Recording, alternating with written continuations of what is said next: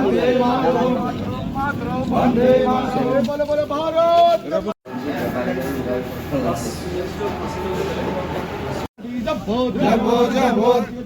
সাংগঠনিক বৈঠক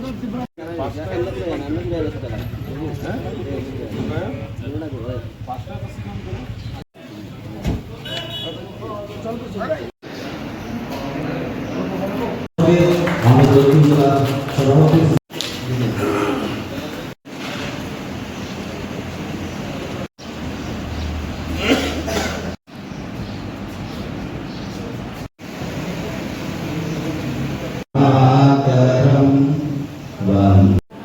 আজকে আমাদের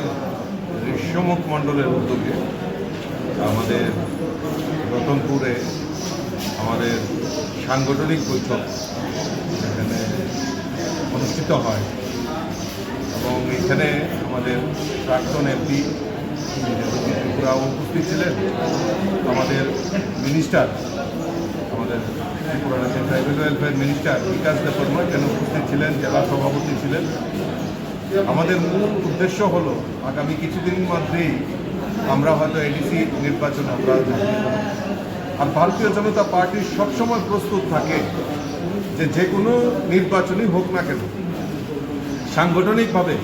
আমরা সবাই প্রস্তুত থাকি। এই প্রস্তুতি প্রকল্পে আমাদের জেলার নেতৃত্ব, মণ্ডলের নেতৃত্ব কিভাবে এই কাজগুলি আগামী দিন সুচারুরূপে পরিচালনা করবেন, এই নির্বাচনকে কিভাবে পরিচালনা করবেন তার একটা রূপরেখা তৈরি করার জন্য আজকের এই বিশেষ সাংগঠনিক বৈঠক এখানে রাখা হয়েছে এবং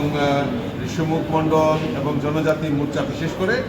আমাদের সমন্বয় বৈঠকের মাধ্যমে আগামী যে নির্বাচন, এডিসি নির্বাচনের পরিকল্পনা রূপরেখা আমরা এখানে তৈরি করি।